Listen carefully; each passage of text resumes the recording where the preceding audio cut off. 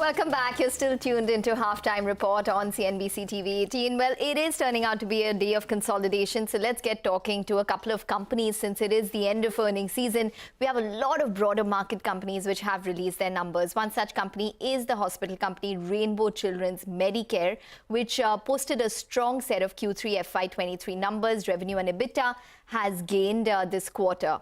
We have with us Dr. Ramesh Kancharla, who's the chairman and the MD of Rainbow Children's Medicare. Remember, it is a pediatric hospital. It has a bed capacity of over 1,500 beds totally. Dr. Kancharla, thank you very much for joining in. Well, you know, I wanted to start by talking about the occupancies. If you look at the occupancies on a consolidated level, they've dipped on a sequential basis. I'm assuming that's because of seasonality. But can you just tell us, the key highlights in this quarter gone by, and where do you expect occupancies to probably sustain at? Yeah, that's right, Ekta. I think there's a slight dip in the occupancy sequential basis. That's because of in the Q2, we had the horrendous, viral season. That's led to the lots of children getting admitted for the shorter duration. If you look at overall on the top lines, it's not much of reflection there. So the quality of business is increased, and though there's a slight dip in the occupancy. Okay. So what kind of occupancy levels are you targeting in this year, Dr. Kancharla? And about average revenue per occupied bed as well. It has increased despite occupancies falling. What is the sustainable number here? Will it see a further increase from the 48,000 rupee level that we are seeing right now? The earlier what we have guided is about 48,000. I think we're absolutely bang on that, whatever we have guided. So moving forward, I think it will stay on the same for the year. I think year on year, what we were actually earlier guided is about the 4 to 5% increase on year EBITDA increase, the ARPOB increase. So I think the quality of the business, which has actually made us to have a better ARPOB in the current quarter. Right. Dr. Ramesh, I just wanted to understand what's the divergence in terms of operational performance and average revenue per occupied bed for your mature hospitals and your new hospitals, and by when do they come together? When do they converge?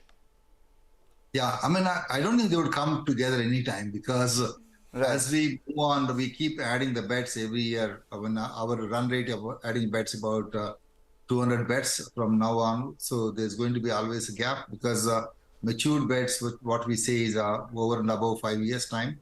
So they keep tracking positively on the going uptrend in the occupancies. However, when you look at the new emerging beds, which are maturing beds, they also keep tracking. So in a pediatric business, what we see is that now, it's very organic business. We don't have much of government business. We don't get through the sales and marketing too much. It's a very organic business. So therefore, it's very dominantly a kind of insurance based. We deal with end parents. So 30% of the occupancy is usually 30 to 31. It gives us a kind of a operational break even, which is why we always try to see that our operational break even in existing cities where we do our spokes, we expect it to be around turnaround 18 months time. So, and when you go into the new places with the hub hospitals, obviously it takes much longer time. So there's always going to be a kind of a gap between the matured and maturing hospital because as long as we keep adding the beds. Okay, just a quick last question then, Dr. Kancharla. The surgical mix, that's because your average revenue per occupied bed has improved despite your occupancies dipping. So I'm assuming that your surgical mix is probably getting more complex as well. Can you just tell us where it stands for complex surgeries versus more routine surgeries, and where do you expect that share to probably move? We have three parts of business in pediatric domain. And one is that, dominantly the intensive cares and the super specialties business. That's about 40%. Pediatrics is dominantly a medical specialty. The surgical business will be less than 10% overall.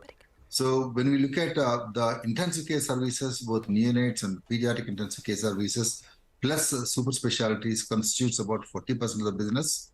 And we have our obstetrics, which is about 30% of the business. So the rest of it is all kind of a general pediatrics and specialties, surgeries, various other things comes into the 30% of the pie. Okay. All right, Dr. Kancharla, it was a pleasure speaking with you. Thank you so much for joining us today and detailing Q3 numbers and the outlook going forward as well. That's the word coming in from the company.